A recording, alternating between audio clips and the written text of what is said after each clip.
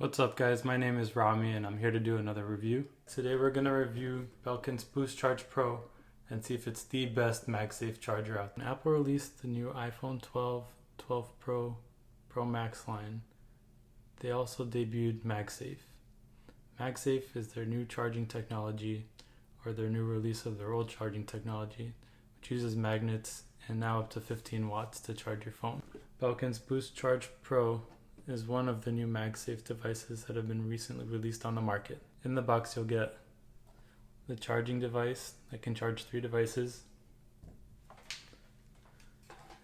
and its own charger. It's a really nice design. It plugs in really easily.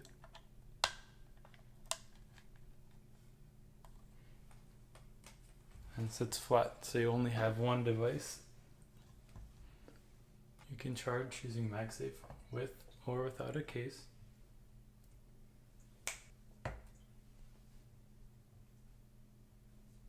In portrait or landscape. An Apple Watch, your AirPods, or any other Qi enabled device. You may have heard, and it depends on which band you have with your Apple Watch, is it might not stay perfectly upright and can sometimes angle itself. Connection doesn't seem as strong as the iPhone. It won't fall or anything, but it causes it to swivel like this. Also, there's no additional ports built into the back of the charger, so if you wanted to plug in another device, you can't, as you can in some other charging. It's also pretty expensive, coming in at over $139, but it does include its own MagSafe charger, Apple Watch charger, Qi charger, and its own power brick is all included in the box. So if you're going to buy these separately, that might be something worth considering. Previous chargers in this category were around the same price but could only charge up to 7.5 watts. Not until Apple released their MagSafe charging standard are we able to charge at double the speed, up to 15 watts.